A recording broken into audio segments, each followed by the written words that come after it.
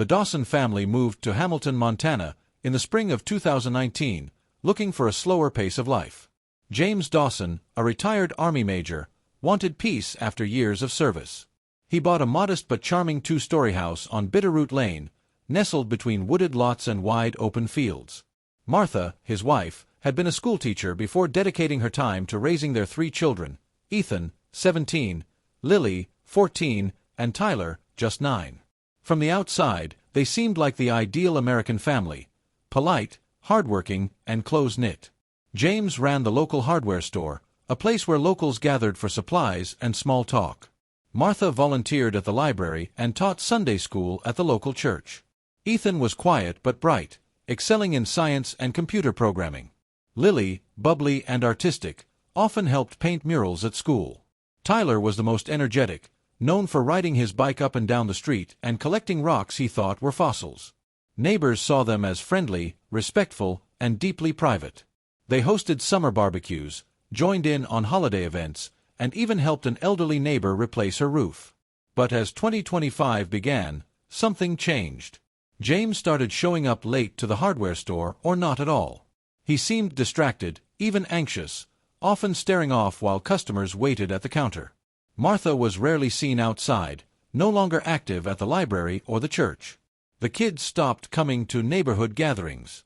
Their house, once filled with laughter and light, now had its blinds drawn at all hours. When someone knocked on the door, no one answered, even though footsteps could be heard inside. Rumors began to swirl. Some said the family had suffered a medical crisis. Others believed James had started drinking again, a struggle he had quietly overcome years earlier. A few whispered that maybe Ethan had gotten involved with something dangerous online. But no one really knew. And in a town like Hamilton, people preferred not to pry, especially into the affairs of a respected veteran. In early February, the mail began piling up in the mailbox. A few packages were left unopened on the porch. One neighbor offered to help clear the snow from their driveway after a heavy storm, but James declined abruptly, barely opening the door. He looked thinner, tired, and agitated. It was the last time anyone saw him alive. What unsettled some people was how suddenly the family had changed. There hadn't been a gradual shift. It was as if something had flipped overnight. Whatever was going on behind those closed doors, it was serious enough to keep an entire family isolated. Yet no one imagined anything violent or sinister. In fact, most people assumed they'd eventually come back around. They always had. Then came March 3rd. That morning began like any other in Hamilton. Frost on windshields, coffee brewing, kids getting ready for school. But by sunrise, flashing lights filled Bitterroot Lane. And the Dawsons, once the heart of the neighborhood, were no longer a mystery. They were a tragedy. At 6:17 a.m. on March 3, 2025, the Ravalli County Sheriff's Department received a 911 call from a burner phone with no registered owner. The voice on the line was male, shaky but clear, and the message was chillingly simple: something terrible happened at the Dawson house. Send someone. The call lasted only 12 seconds. No name. No location data. Just those words. The dispatcher recognized the address from the caller ID and dispatched units to Bitterroot Lane immediately. Deputy Carla Monroe and Officer David Stokes were the first to arrive at 6:42 a.m.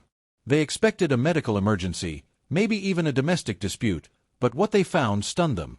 The front door was unlocked. Inside, the house was quiet, too quiet.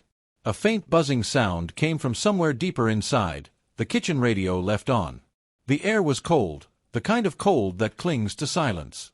They entered cautiously, calling out as they moved room to room. What they found in the master bedroom would later be described as the most disturbing scene of their careers. James and Martha Dawson were lying on the bed, fully clothed, with gunshot wounds to the head. Blood had soaked into the mattress, but there were no signs of a struggle. They had likely been asleep or caught off guard. Down the hall, things only grew worse. 14-year-old Lily was found on the floor near the upstairs bathroom. Her body was twisted unnaturally, her fingernails broken and bloodied, suggesting she had tried to escape or fight back. Near the basement stairs, Ethan's body was discovered next. He had been stabbed multiple times in the torso and neck. His hands were cut, indicating a violent struggle. In the corner of the basement, investigators later found his laptop, smashed beyond repair. But the most haunting discovery was Tyler. Just 9 years old, he was found in his bed, still in his dinosaur pajamas. There were no visible wounds. The medical examiner would later confirm he had been smothered with a pillow while asleep. He was the only victim who showed no signs of struggle. There were no signs of forced entry. All doors and windows were intact. No valuables were missing, and the security system, though outdated, hadn't been triggered. The family dog, a large German shepherd named Max, was locked in the laundry room unharmed. Oddly, Max hadn't barked or shown any signs of distress when officers arrived. Neighbors began gathering outside as word spread. Some cried openly. Others stood in silence, unable to comprehend what had happened. The small town of Hamilton had never seen anything like this. A whole family, wiped out in a single night, with no immediate explanation. Detectives sealed off the property and launched a full-scale investigation. Crime scene techs began working around the clock. The FBI was contacted. Something about the scene felt methodical, even personal. There was no chaos, no panic. Whoever had done this had moved through the house with calm precision, taking out each family member one by one. The mystery of who had called 911 and why they had waited nearly 7 hours after the estimated time of death only deepened the horror. The case, barely hours old, had already shaken the entire county, and it was only just beginning. 2 days after the Dawson murders, just as investigators began piecing together a timeline, a fire broke out in the small tool shed behind the family's home. A neighbor spotted the smoke early that morning and called it in. By the time firefighters arrived, the fire had mostly burned itself out, contained to a single corner of the shed. At first glance, it seemed like a simple electrical malfunction or a freak accident caused by old wiring or frozen equipment. But something about the timing raised suspicion. Investigators searched through the scorched remains and quickly determined the fire had been set intentionally. Traces of lighter fluid were found on the charred wood, and several objects had clearly been gathered into a pile and used to fuel the flames. It wasn't random. Someone had wanted specific items destroyed, but they hadn't finished the job. Beneath half-burned boxes and melted plastic containers, detectives uncovered several crucial pieces of evidence that would change the entire direction of the case. The most obvious item was a navy blue hoodie with bloodstains on the sleeves. It was partially melted, but the logo from a local Hamilton high school was still visible. Near it was a scorched but still recognizable smartphone with the battery ripped out. Forensics teams took the phone in, hoping to recover whatever data might still be accessible. Alongside these items were several sheets of notebook paper, folded and tucked inside a fireproof plastic sleeve, a detail that deeply disturbed investigators. Someone had taken time to protect these notes from being completely destroyed. The pages were filled with frantic handwriting, messy, uneven, and often difficult to read. Many of the sentences were fragmented thoughts. They lied to me. I see the eyes in the walls. The cameras are in the sky. They're controlling everything. The tone was paranoid, almost delusional. Some of the notes seemed directed at someone specifically, with lines like, "You promised to help me, but you turned away," and "I gave you everything, and you betrayed me." Experts began analyzing the handwriting, comparing it with samples from the Dawson family. To everyone's surprise, the writing didn't match any of the family members. The DNA on the hoodie and the phone didn't match James, Martha, or the kids. Instead, the evidence led them to a different name, Daniel Ross. Daniel had once been close to Ethan Dawson. He was a quiet, awkward teenager with a troubled background. His parents had split up violently, and he'd been taken in by various families in town. For a while, he lived with the Dawsons as a temporary foster placement. James had tried to mentor him, and Ethan had helped him fit in at school. But in late 2023, Daniel had spiraled, suspended from school for threatening a teacher and accused of vandalism and harassment. After that, he disappeared. Most people assumed he'd left town. But the blood on the hoodie and the partial fingerprint on the burned phone confirmed he had been at the Dawson property shortly before or after the murders.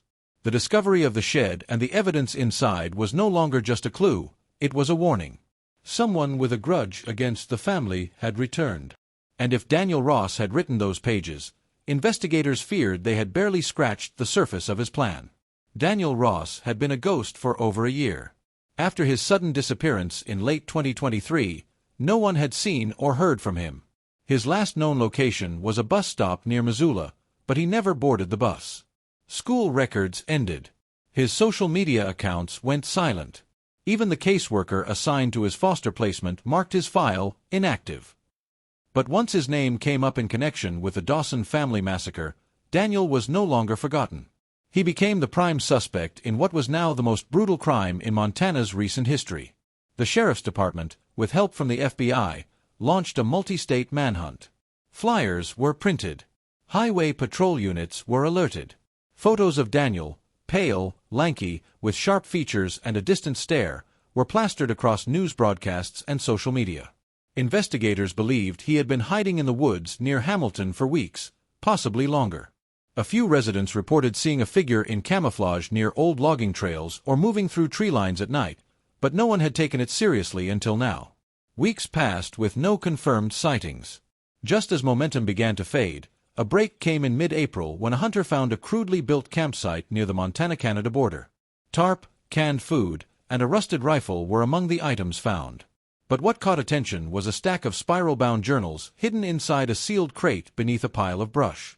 Each journal was filled with Daniel's writing, hundreds of pages detailing his thoughts, plans, and growing obsession with the Dawson family. Some entries described being watched and betrayed. Others outlined surveillance of the Dawson house, listing their routines, schedules, and even the type of locks on their doors. One entry included a chilling list: sleep meds, zip ties, gloves, hammer, blade. Another read, "No turning back after this. Justice must be done." The very next day, a team tracking Daniel's trail discovered him only a mile away from the campsite. He was barely conscious, dehydrated, and wrapped in layers of clothing. His face was sunburnt, his hair overgrown. He made no attempt to run. When they cuffed him, he reportedly smiled and said only one thing: "So, you finally found me." In custody, Daniel gave a full confession. He spoke with disturbing calmness as he described each step of the murders. He said he had hidden in the woods for days, watching the family's every move. On the night of March 2nd, he waited until they were asleep and entered through an unlocked basement window. He claimed he didn't feel hate, only purpose. He believed the Dawsons had used him, tried to fix him, then abandoned him when he needed them most. In his mind, the murders were not revenge but balance. He called it a cleansing. He felt no guilt. He said he expected to be caught eventually but wanted his message to be loud and unforgettable. For investigators, it wasn't just the brutality of his actions that haunted them. It was the logic he used: cold, methodical, and without remorse. The perfect family hadn't just been destroyed. They had been targeted, planned for, executed. Daniel Ross hadn't snapped. He had prepared. The trial of Daniel Ross began in July 2025 and quickly became a media spectacle.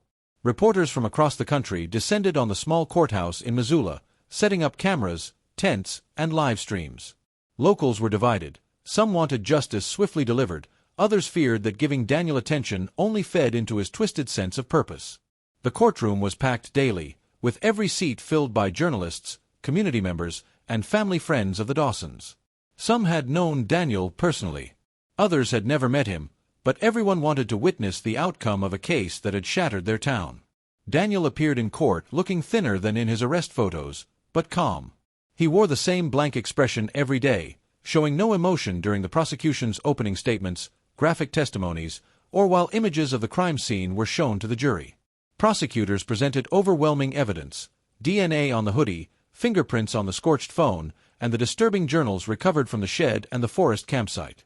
They read aloud entries where Daniel mapped out the killings in detail, including precise times, methods, and reasons behind each death. The most damning evidence came from Daniel's own confession, recorded during his FBI interrogation. He described how he watched the family through their windows for days, how he waited for the right night when James would be asleep early after taking his medication. He admitted he killed each family member in a specific order to avoid waking the others, and that he left Tyler for last because he didn't want him to see anything. His voice was calm throughout the confession, never raising or trembling. The defense argued mental illness, claiming Daniel was delusional, unstable, and a product of years of abuse and neglect.